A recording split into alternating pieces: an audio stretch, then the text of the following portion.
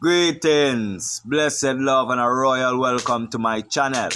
I am Life and Light Productions. Just Sparks, I am your host. And today I have a special episode with a special guest. Today, this is my son with us, Tafari, better known as Sage the Nomad. You see it? You can check him out on his YouTube channel, Sage the Nomad. And today we have the topic of hell. You know, strange topic, but nevertheless, the topic of hell. And Sage is here because he had a vision about this place called hell and wanted to share it with the people. You know, so I will let Sage introduce himself and take it from there. Blessed viewers, subscribers. My name is Tafari Edwards. My name is Tafari Edwards, or Sage the Nomad, if you will. I had a vision, deep in thought, a certain day. I was sitting on a chair in my room, or closer to my room, and I was just meditating about myself, just looking at my thoughts. Don't destroy the Kalalu boy. Go up on the underside. As you know, when you close your eyes, is darkness. You see darkness. But when you apply thought to that darkness, it illuminates. So this applied thought of this location called hell is what came to me and illuminated to me. So I fell into a temple from the sky, let's say, in this place. And as I fell into the temple, I stood up and I looked around. And I noticed the place, the air was very dense, let's say. The sky had no sun. And the sky went on for long. And in this temple, I was in a corridor. And the corridor went straight down. It elongated. So long, it almost seemed like it had no end. But I wasn't there alone. I was with an entity. This entity appeared to me as a shadowy figure at first. It wore armor, and the armor was like marble. It was black, somewhat shiny. It glistened, kind of. And like a kind of gloss, let's say.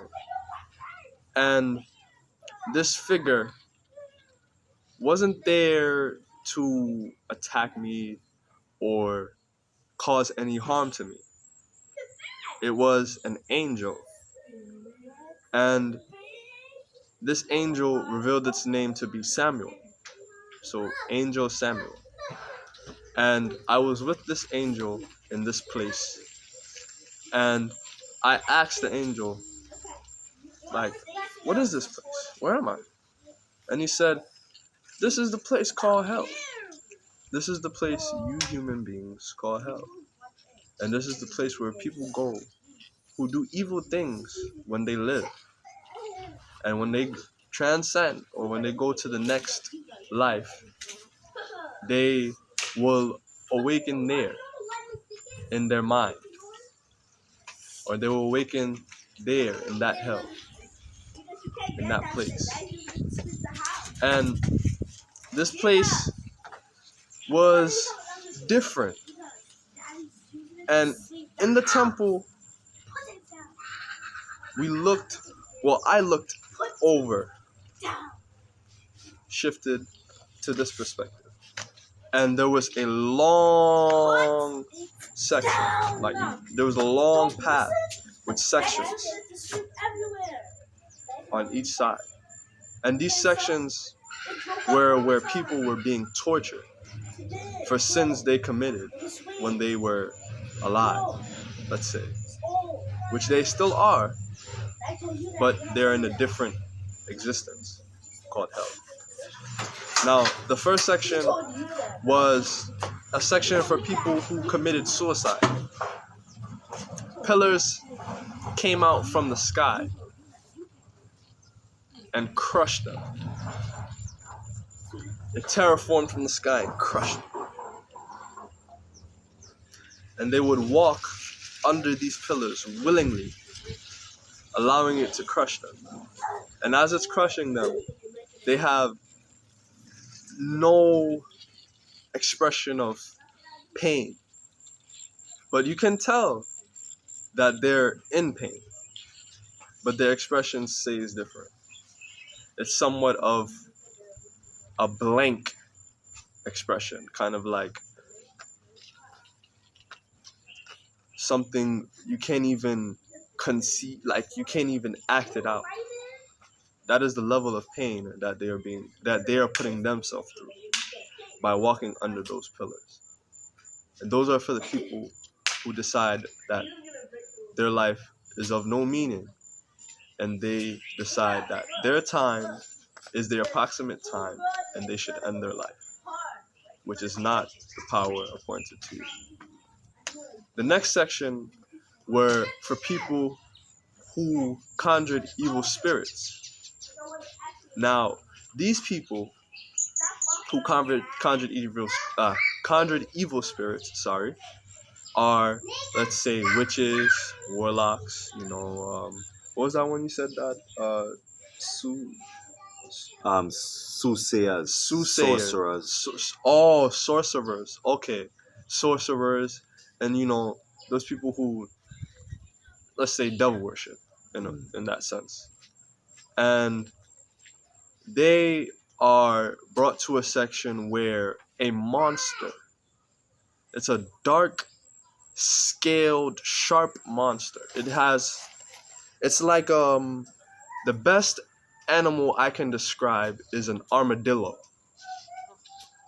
And it had spikes like bone structures going all the way down its back, on its arms. And it was dark. Its skin was so dry and coarse. The teeth were so sharp. It was unimaginable sharpness. The monster was very large. And what it did was, it would take a person and it would rip and contort them and then eat them. And then another person would drop down, and then it would take that person and it would rip and contort and eat them. And it will keep going and going and going. Those are for the people who conjured evil spirits and devil worship. That's who tortures them. And I asked the angel that was beside me, that same angel. And the angel, I never described the angel, did I? Mm. The angel was a shadowy figure at first. It appeared as a shadow in armor. I explained the armor, but I never said it was a shadow. It came as a shadow at first. And I asked, what is that? What is that monster? And I was scared because I've never seen anything like that before. And it turned to me and it said, this is the Leviathan. This is the monster or entity that they say roam the waters, right? Yeah, live in the waters. They live in the waters. And it dwells in the water and destroys whoever or whichever ship or whichever this and that or whatever comes near them. And it said that this is what the Leviathan truly is. It is a monster used to torture people who conjure evil spirits. That's what the Leviathan, that's what the angel said to me. Now, the next section were for people who disturbed the peace, or let's say bullied, or have greed, or overconfidence, arrogance, those kind of things. People who belittle other people and look down on them for seeing them as they have little worth and those things. What they do is they are in a section where they're on a platform, and this platform is high, and the platform is standing right next to a pit full of spears going straight upwards, pointing upwards like this, sectioned. And they will willingly jump onto the spears and pierce themselves, one after the other. And these are people that are dwelling here for the wicked deeds that they did. Now, this is all a vision in my mind that I am seeing while sitting in my room.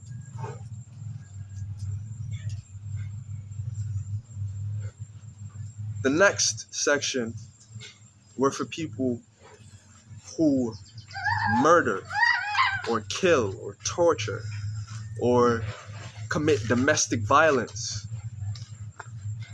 They are taken to a room or a corridor where they have to walk through a wall that transforms and opens, and spears will fly through each side up from the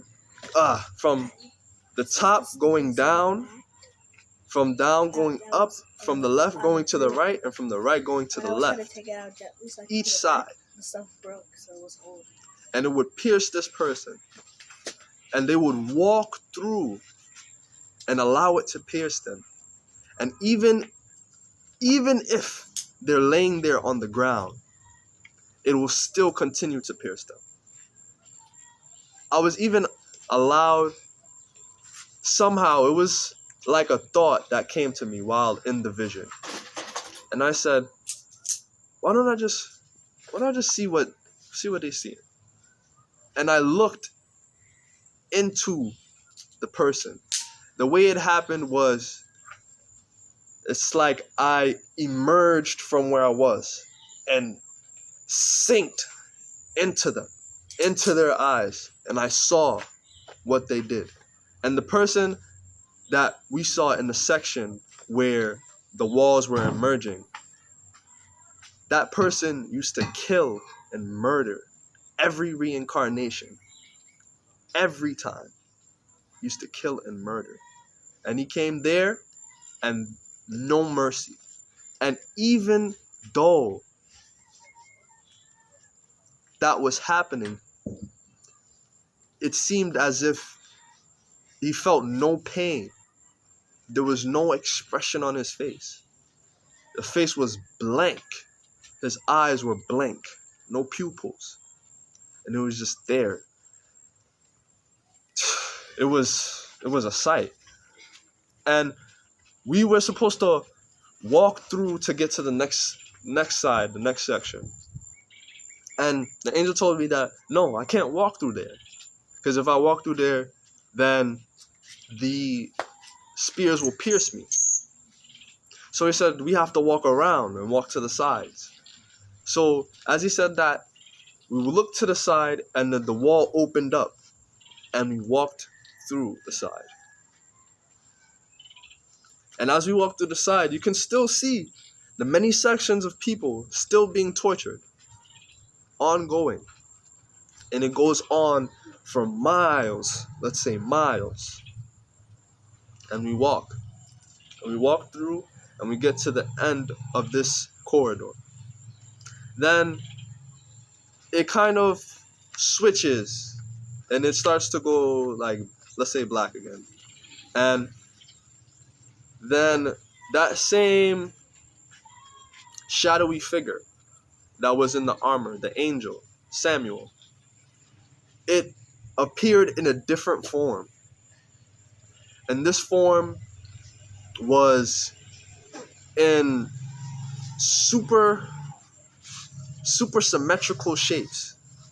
Like, it was a triangle, or let's say a star, like the Star of David, for a good example, and a circle surrounding it. It was gold, and the star, it interconnected, it opened and flipped, and it changed shapes, but it was still in the triangular form. And it had an eye in the center, a large eye. And around the circle, it was light energy of different colors just emerging from inside and outside of it, forming around it. And even outside the circle, it had points on each side. So even though I was brought there, I was told that I have no part in being here because I've chosen good. But it said that if you choose wicked, or if I don't choose the right choices, that's where I will end up, in that same dimension. And that dimension even was made by the people there. Even the evil things that they did in their lifetime, that caught up with them. And even in, how you said that, when you transcend, you realize self, Yeah. right? And in that lifetime of wickedness and evil doing, when you transcend, or when that person transcends, the realization of self would be they were evil and wicked, or let's say I was evil and wicked in that way. So that place is where evil and wicked dwell. That's where they created for them, man themselves. Wow. A story. Yeah, of a vision. It's a lot to take in. You know, and I found it very interesting when he told me this story. You know? Because when you think of hell, you see, and you hear in the awakening that there is no such place as hell and no such place as heaven, and these things as how it's explained here on earth, you know, I had a notion to say, well, let me go and see what the root meaning of the word hell means. And when I looked it up, the root meaning of hell is to cover, to conceal. So then I went and looked up the root meaning of the word heaven. And it means also to cover, you know? And then when you listen to the vision that Sage had, and the angel that was speaking to him and taking him through the vision, and what he was saying in the sense of the person placing themselves there and creating their own reality of this place called hell, and then are dwelling there. You see it? It makes you think.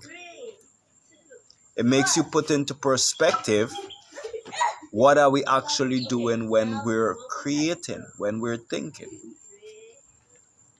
What is actually going on behind the scenes? You know?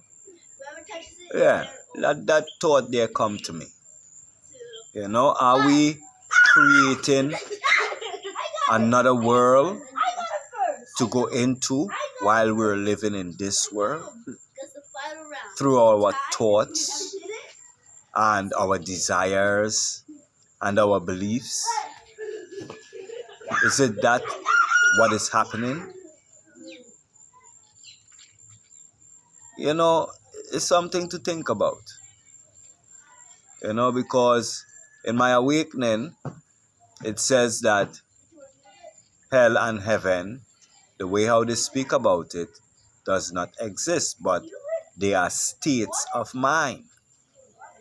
And when you look up the meaning of hell and heaven, and they say to cover, we know that a state of mind is a covering. It's right? For whatever state of mind you're in, you're covered by that state upon your body. And that's who you express or what you express. You know? So it's very interesting, this year vision, this meditation. Now, Sage, did the angel say the actual purpose to showing you this vision? Yes. And it was a self-realization too. The week before, I had did something that one would classify as wicked to oneself. And I did it to myself. And even after I did it to myself, I felt such a resent within myself, towards myself. And the following week, when I was sitting in that room, that same vision came to me. And I even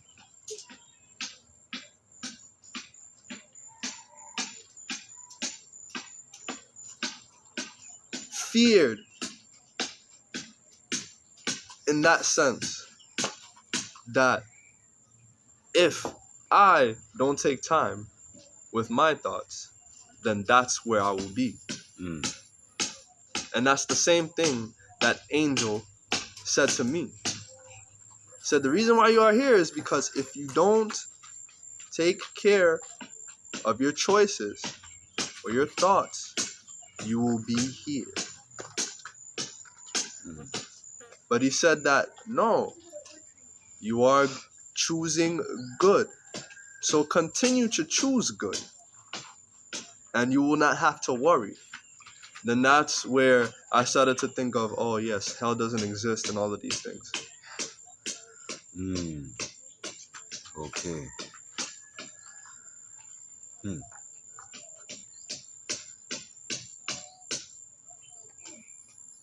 Very interesting. Yeah, I might say. You know, some things to really think about. You know? So I give thanks to the eyes them tuning in.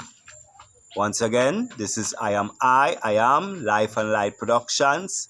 And I, Just Sparks, I am your host. And again, go pay a visit to my son's YouTube page, Sage the Nomad. You know, take in some of the videos them. You know, the music is very uplifting.